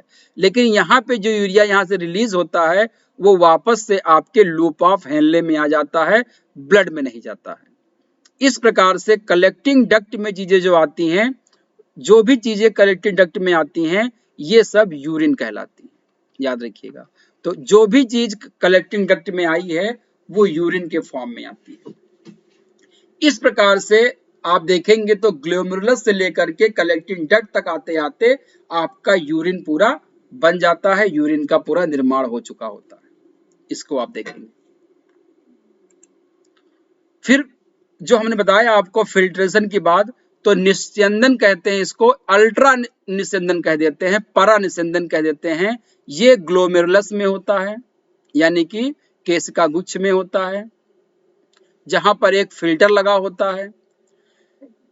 प्रत्येक मिनट में रक्त जो होती है 1 लीटर, जिसमें 500 ml प्लाज्मा होता है, केशिका गुच्छ से होकर के छनता है। अगर हम बात करते हैं किडनी की, तो किडनी का GFR जो होता है, glomerulus filtration rate, glomerulus filtration rate जो होता है वो ध्यान रखिएगा 125 ml पर मिनट होता है। यानी कि किडनी जो होती है 1 मिनट में 125 ml रक्त छानती है, दोनों किडनी। इस प्रकार से अगर देखा जाए तो एक दिन में 180 लीटर जो है वो ब्लड को छानने का काम करता है, दोनों किडनी 180 लीटर। और जितना वो छानती हैं उसका 99% जो है वो रीएब्जॉर्ब कर लिया जाता है लूप ऑफ हेनले के द्वारा और पीसीटी और डीसीटी के द्वारा। तो अगर 180 लीटर छाना गया है, उसका 99% एब्जॉर्ब कर लिया गया है, तो लगभग ध्यान दीजिएगा 1.8 लीटर जो है आपका फिल्ट्रेट बचता है। यही आपका क्या कहलाता है, यूरिन कहलाता है। यानी कि 24 घंटे में लगभग 1.8 लीटर यूरिन का फॉर्मेशन होता है। अच्छी चीजें जो होती हैं वो रीअब्जॉर्ब कर ली जाती हैं, जैसे आपका ब्लड प्लाज्मा से वाटर है, ग्लूकोज है, मिनरल है, ये फिर से जो है वो रीअब्जॉर्ब कर लिए जाते हैं पीसीटी, डीसीटी और लूप ऑफ हेनले के द्वारा। बाकी चीजें जो है वो कलेक्टिंग डक्ट में चली जाती है। छने हुए द्रव को हम लोग क्या कह देते हैं, फिल्ट्रेट कह देते हैं। ये फिल्ट्रेट जो होता है ब्लड प्लाज्मा की तरह होता है, किंतु इसमें ब्लड सेल्स और प्लाज्मा प्रोटीन नहीं होते हैं। ये बात आप ध्यान रखिएगा कि ग्लोमेरुलस में ब्लड सेल और प्लाज्मा प्रोटीन नहीं छनती है, बाकी सब चीजें छन जाती हैं। यानी कि ब्लड में जो जो चीजें आती हैं वो सारी सारी जो है यहाँ पे क्या होंगी, छनने के बाद जो बाहर निकलेंगे, इसमें क्या होगा आपका आरबीसी, डब्ल्यूबीसी, प्लेटलेट्स, प्लाज्मा और बाकी चीजें होंगी। लेकिन छनने के बाद जो चीजें यहाँ पर आई हैं उसमें आपका क्या होगा, प्लाज्मा प्रोटीन और आपकी ब्लड सेल्स छोड़ करके बाकी सभी चीजें होती हैं। और ये सभी जो होती हैं आपकी, ये बॉमैन कैप्सूल की कैविटी में इकट्ठा हो जाती हैं, जहां से नेफ्रॉन के पीसीटी और लूप ऑफ हेनले में जाती हैं। ये प्रक्रिया जिसमें सेलेक्टिव फिल्ट्रेशन किया जाता है और कुछ पदार्थ छाने जाते हैं, कुछ नहीं छाने जाते हैं, उनको हम लोग क्या कह देते हैं, डायलिसिस कह देते हैं। तो ग्लोमेरुलस जो होता है एक प्रकार से डायलिसिस पाउच का काम करता है, जो सिलेक्टिव फिल्ट्रेशन करता है। तो अगर आपसे पूछा जाए कि सिलेक्टिव फिल्ट्रेशन का काम कौन करता है, तो ध्यान रखिएगा सिलेक्टिव फिल्ट्रेशन जो है वो डायलिसिस कहलाता है, जो नेफ्रॉन के ग्लोमेरुलस में, ग्लोमेरुलस क्या है, नेटवर्क ऑफ एफरेंट आर्टियोल्स होती हैं, वहीं पर क्या हो जाता है, हाई प्रेशर के कारण वहां पर डायलिसिस की क्रिया होती है। जब किसी व्यक्ति में ये ग्लोमेरुलस में काम करना बंद कर देता है, डायलिसिस नहीं होती है, तो उसको आर्टिफिशियल डायलिसिस से उसकी किडनी का के द्वारा ब्लड को बाहर निकाल करके बॉडी के ब्लड को फिल्टर करा करके फिर से उसकी ब्लड बॉडी में ब्लड को प्रवेश कराया जाता है। वो एक प्रकार की डायलिसिस जो है आर्टिफिशियल डायलिसिस की क्रिया होती है, उसको कराया जाता है। रीएब्जॉर्प्शन जो होता है यानी कि जो आपके बोमेन कैप्सूल में छनने के बाद जो ब्लड आपका आया है, यानी जो फिल्ट्रेट आया है, नेफ्रॉन के बाहर मौजूद कोशिकाओं के जाल से होकर प्रभावित होता है। नेफ्रॉन की विभिन्न नलिकाओं से गुजरते समय फिल्ट्रेट में उपस्थित अनेक लाभदायक तत्वों को नलिकाओं के चारों ओर, जो आपके जो लूप होती हैं, उनके चारों ओर क्या होता है, ब्लड वेसल्स का यानी कि कैपिलरीज का एक जाल होता है, केशिका होती है, जो क्या करती है, पुनः उसको रीएब्जॉर्ब कर लेती है। इसे ही क्या कहा जाता है, रीएब्जॉर्प्शन की प्रोसेस कही जाती है। फिल्ट्रेट से अधिकांश जल का जो एब्जॉर्प्शन होता है वो ऑस्मोसिस के द्वारा होता है, मेम्ब्रेन के द्वारा होता है। अन्य अवशोषित होने वाले जो लाभदायक तत्व हैं, जैसे ग्लूकोज है, विटामिन है, हार्मोन है और सॉल्ट है, इन सब का भी रीएब्जॉर्प्शन हो जाता है। हाल ही में पता चला है कि 100 ml निस्यंदन से लगभग 90 ml का रीएब्जॉर्प्शन हो जाता है। जो मैंने आपको बताया कि 100% में से 99% जो होते हैं वो क्या हो जाते हैं, रीएब्जॉर्ब हो जाते हैं। कभी कभी क्या हो जाता है, रीएब्जॉर्प्शन के पश्चात जो लूप ऑफ होल्नो की कोशिकाओं से कुछ उत्सर्जी पदार्थ स्रावित होते हैं जो फिल्ट्रेट में मिल जाते हैं। इसे ट्यूबुलर सिक्रेशन कहते हैं। इस फिल्ट्रेट को यूरिन कहा जाता है। तो ट्यूबुलर सिक्रेशन यानी कि जो कलेक्टिंग डक्ट में चला जाता है उसी को हम क्या कहते हैं, यूरिन कहते हैं। कलेक्टिंग डक्ट में जो इकट्ठा होता है उसी को हम क्या कहते हैं, यूरिन कहते हैं। इसको आपको ध्यान रखना होगा। अब यूरिन में क्या क्या चीजें होती हैं, इसको भी आपको ध्यान देना चाहिए कि यूरिन में क्या क्या चीजें होती हैं। तो नेफ्रॉन में जब ब्लड छनता है उसके बाद वाटर एवं उत्सर्जी पदार्थों के मिश्रण से क्या हो जाता है, यूरिन का निर्माण होता है। ह्यूमन का जो यूरिन होता है वो ट्रांसपेरेंट और स्लाइटली पेल येलो कलर का होता है, हल्के पीले रंग का होता है। इसमें यूरोक्रोम नामक एक पिगमेंट पाया जाता है जिसकी वजह से इसका रंग जो होता है हल्का पीला होता है। याद रखिएगा, कई बार पूछा गया है कि यूरिन का कलर हल्का पीला किस वजह से होता है, तो आप कहोगे यूरोक्रोम के कारण होता है। ये यूरोक्रोम जो होता है हीमोग्लोबिन के ब्रेकडाउन से बने हुए बिलिरुबिन का एक प्रकार का कंपोनेंट होता है। यानी आरबीसी ब्रेकडाउन होकर के बिलिरुबिन बनाती है, बिलिरुबिन के ब्रेकडाउन होने से आपका यूरोक्रोम बनता है और इसी यूरोक्रोम के कारण जो होता है यूरिन का कलर हल्का पीला होता है। यूरिन में स्मेल जो होती है उसमें ऑर्गेनिक मटेरियल की वजह से आती है और एक सामान्य व्यक्ति 24 घंटे में लगभग 1.5 से 1.8 लीटर तक यूरिन सिक्रीट करता है। और सामान्यतः मनुष्य की जो मात्रा होती है वो ग्रहण किए जल की मात्रा, भोजन की प्रकृति, उसकी शारीरिक एवं मानसिक स्थिति और वातावरणीय ताप पर निर्भर करती है। तापमान ज्यादा होता है तो यूरिन कम निकलेगा। भोजन आपने कैसा खाया है उस पर डिपेंड करता है। आपने कितना पानी पिया है उस पर डिपेंड करता है। आपके शारीरिक और मानसिक स्थिति कैसी है, इस पर भी यूरिन का निर्माण का जो है स्थिति बनती है। और अगर हम बात करते हैं यूरिन का मीडियम कैसा होता है, एसिडिक या मीडियम बेसिक, तो यूरिन जो होता है, फ्रेश यूरिन जो होता है वो हल्का सा जो है वो एसिडिक मीडियम में होता है, नेचर का होता है। इसका पीएच लगभग 6.6 के आसपास होता है, तो हल्का सा एसिडिक नेचर का होता है फ्रेश यूरिन, ये ध्यान रखिएगा। जब यूरिन काफी देर तक जमीन में या बाहर कहीं पड़ा रहता है तो वो ऑक्सीजन से रिएक्शन करता है और जो यूरिया होता है वो आपका अमोनिया में कन्वर्ट हो जाता है और वो जो है वो अमोनिया की स्मेल आने लगती है। इसको आपको ध्यान में रखना है।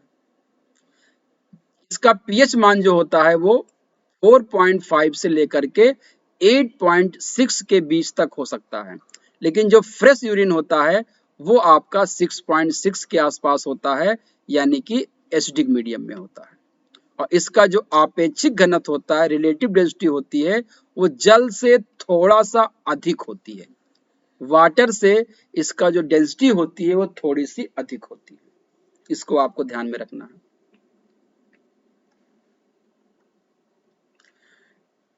यूरिन में ध्यान रखिएगा, सामान्य यूरिन में बात किया जाए तो 96% वाटर होता है, 2% यूरिया होती है, 1.3% में प्रोटीन, फैट, ग्लूकोज और दूसरे कोलॉइड मटेरियल होते हैं, और 0.5% जो होती है वो यूरिक एसिड होती है।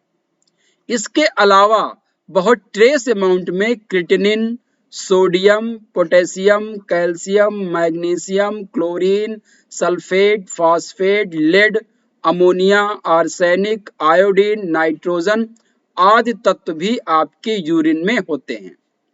लेकिन यूरिया आपसे पूछा जाता है कि कितने परसेंट यूरिया होती है, तो यूरिन में लगभग 2% के आसपास यूरिया होती है, और 0.5% के आसपास यूरिक एसिड होती है, और सबसे ज्यादा जो होता है वो वाटर होता है, 96% के आसपास यूरिन में वाटर होता है।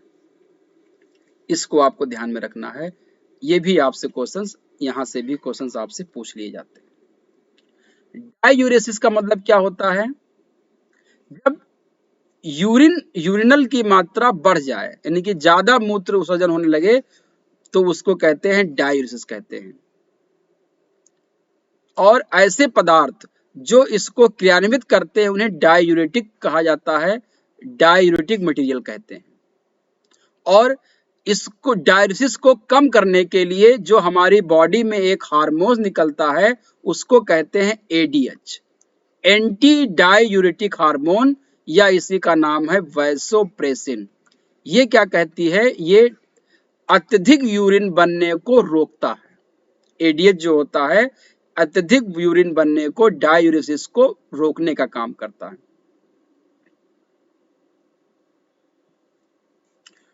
तो जैसे मैनिटॉल हो गया, सुक्रोज हो गया, ग्लूकोज हो गया, कैफीन हो गए, ये सब डायूरेटिक पदार्थ कहलाते हैं। इनका ज्यादा सेवन करने से ज्यादा यूरिन आपको निकलेगा। अगर आप मैनिटॉल ले रहे हैं, सुक्रोज, चीनी ज्यादा खा रहे हैं, आप ज्यादा ग्लूकोज ले रहे हैं, कॉफी पी रहे हैं, उसकी वजह से आपको ये डायूरेटिक पदार्थ कहलाते हैं, और इनसे ज्यादा यूरिन का फॉर्मेशन होता है। और बॉडी जो होती है यो डायलिसिस को रोकने के लिए वो क्या करती है? एडीएच का निर्माण करती है, और वो एडीएच क्या कर देते हैं? एंटी डायूरेटिक हार्मोन के नाम से जानी जाती है, जो नियंत्रित करती है कि कितना यूरिन, कितना वाटर यूरिन के फॉर्म में बाहर जाएगा और कितना हमारी बॉडी में रहेगा। इसको ये बात करती है। लास्ट में हम देखते हैं कि हमारी किडनी के क्या क्या फंक्शन हो सकते हैं। तो किडनी के जो मेन फंक्शन है, पहला है कि मैमल्स में और अन्य वर्टिब्रेट्स में जो मेटाबॉलिक प्रोसेस होती है उसके फलस्वरूप जो वेस्ट मटेरियल बनते हैं उनको यूरिन के रूप में शरीर से बाहर निकालने का काम, करने का काम किडनी करता है। दूसरा काम है ब्लड में हाइड्रोजन आयन कंसंट्रेशन को नियंत्रण करता है, और आपको पता है कि हाइड्रोजन आयन कंसंट्रेशन ही पीएच का नियंत्रण करता है। तो पीएच का नियंत्रण भी किसके द्वारा किया जाता है? किडनी के द्वारा किया जाता है, क्योंकि ये ब्लड में जो एच आयन होते हैं, एक्सेस एच आयन को ये बाहर यूरिन के फॉर्म में निकाल देता है। कहां से निकलता है?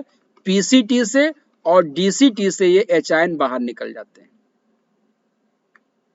साथ ही साथ ये ब्लड के ऑस्मोटिक प्रेशर और उसके अमाउंट का नियंत्रण करता है। परासड़ी दाब का नियंत्रण करने का काम किडनी को दिया गया है। ये ब्लड और टिश्यू फ्लूइड में वाटर एवं सॉल्ट की मात्रा को निश्चित करता है और ब्लड प्रेशर को बनाए रखने का काम करता है। तो ब्लड प्रेशर को बनाए रखने के लिए भी किडनी काम करती है, क्योंकि ये ब्लड में और टिश्यू फ्लूइड में वाटर और सॉल्ट की मात्रा का नियंत्रण करता है, जिससे कि ब्लड प्रेशर एकदम से यूनिफॉर्म बना रहे, उसमें कोई भी अधिकता या कमी ना आए। नेक्स्ट है जो ब्लड के विभिन्न पदार्थों का सिलेक्टिव एक्सक्रीशन होता है, वो किडनी की केमिकल जो एक प्रकार से कॉन्टिन्यूटी होती है, उसमें बनाए रखने में काम आता है। शरीर में ऑक्सीजन की कमी होने की अवस्था में एक विशेष एंजाइम होता है इरिथ्रोपोइटिन, ये किडनी बनाता है।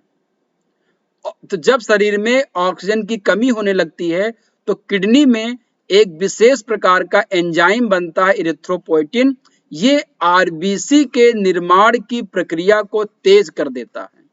तो ये ध्यान रखिएगा कि ये आरबीसी के निर्माण को तेज करने के लिए किडनी से निकलने वाला एंजाइम इरिथ्रोपोइटिन जिम्मेदार होता है। तो ये भी पूछा गया है कि इरिथ्रोपोइटिन एंजाइम कहाँ बनता है, तो आप कहोगे किडनी में बनता है। साथ ही साथ किडनी में एक हार्मोन होता है रेनिन, ये क्या करता है, ये भी ऑस्मो रेगुलेशन के लिए काम करता है। ब्लड के यूरिन के फॉर्मेशन को रेगुलेट करने का काम कौन करता है, रेनिन करता है। कुछ जो पोषक तत्व होते हैं जो सरप्लस होते हैं हमारी बॉडी में, सरप्लस हो गए न्यूट्रिएंट्स को शरीर के बाहर फेंकता है, जैसे शुगर हो गया, अमीनो एसिड हो गए। अगर ये बॉडी में सरप्लस हो गए हैं तो इनको शरीर के बाहर भेजने का काम किया जाता है किडनी के द्वारा। साथ ही साथ ये बाह्य पदार्थ जैसे ड्रग्स हो गई, पॉइजन हो गए, जिनका शरीर में कोई उपयोग नहीं होता है, उनका ये निष्कासन कर देते हैं। और साथ ही साथ शरीर में ऑस्मो रेगुलेशन द्वारा किडनी जो होती है वो जल की मात्रा को बनाए रखने का काम करता है। तो अगर आपसे पूछा जाए कि किडनी का मेन काम क्या होता है, तो आप कहोगे ऑस्मो रेगुलेशन। इसी में सब कुछ छिपा हुआ है, osmo regulation. Osmotic pressure regulation जो होता है, उसी के द्वारा ये क्या करती है, जल की मात्रा को नियंत्रण करने का काम करती है और फिल्ट्रेशन का काम करती है और री एब्जॉर्प्शन का काम करती है। ये तीन चीजें आपको ध्यान में रखना है। तो लगभग यही आपसे किडनी के बारे में इतने ही क्वेश्चंस आपसे पूछ सकता है जो हम लोगों ने डिस्कस किया है कि किडनी का कार्य क्या होगा, डायूरेसिस क्या होता है, यूरिन का कॉम्पोजिशन और उसका नेचर कैसा होता है, यहां से क्वेश्चन पूछ लेता है। री एब्जॉर्प्शन की प्रोसेस क्या होती है, फिल्ट्रेशन या अल्ट्रा फिल्ट्रेशन क्या होता है, कहां पर होता है, यहां से क्वेश्चन आपसे पूछता है। इस प्रकार से कहां कहां पे फिल्ट्रेशन होता है, इस चीज को आपको ध्यान में रखना है। और नेफ्रॉन का फंक्शन क्या होता है, उत्सर्जी पदार्थों को हटाना और आवश्यक तत्वों को बनाए रखना। साथ ही साथ किडनी का जो ब्लड सप्लाई होती है वो कैसी होती है, ये आपसे पूछ सकता है। और नेफ्रॉन का स्ट्रक्चर कैसा होता है, ये आपसे पूछ सकता है। नेफ्रॉन के स्ट्रक्चर के साथ साथ आपसे किडनी का स्ट्रक्चर क्या होता है, उसका लोकेशन क्या होता है, उसका वेट क्या होता है, उसका मेम्ब्रेन क्या होता है, उसमें कौन कौन से पार्ट होते हैं, ये सब आपसे पूछ सकता है। और कौन कौन से हमारे बॉडी में एक्सक्रीटरी ऑर्गन होते हैं, जैसे आपका इंटेस्टाइन हो गई, लिवर हो गया, लंग्स हो गया, स्किन हो गई, ये सब पूछता है। मोनोटेलिक क्या होते हैं, यूरिकोटेलिक क्या होते हैं, यूरियोटेलिक क्या होते हैं, इनके बारे में आपसे पूछेगा। किस प्रकार के एनिमल्स, अलग अलग एनिमल्स किस प्रकार से जो है एक्सक्रीशन करते हैं, हर एनिमल का अलग अलग ऑर्गन्स क्या होते हैं, यहाँ से क्वेश्चन पूछा जाता है। ये सारी चीजें आपसे एग्जाम में आपके पूछी जाती हैं। तो हम लोगों ने इसको डिटेल में स्टडी किया आज, इसको आप अच्छे से पढ़िएगा, इस वीडियो को आप दोबारा देखिएगा। जो भी चीज़ आपको समझ में ना आए आप हमसे दोबारा कमेंट बॉक्स में या हमसे पूछ सकते हैं। आपका सारा जो कॉन्सेप्ट वो यहाँ से अब क्लियर हो जाए। तो ये था आज का हमारा वीडियो, इसको आप देखिएगा, मेरे टेलीग्राम लिंक से जुड़ जाइएगा, जिससे कि आपको प्रॉपर नोटिफिकेशन और क्लास के बारे में जानकारी होती रहे।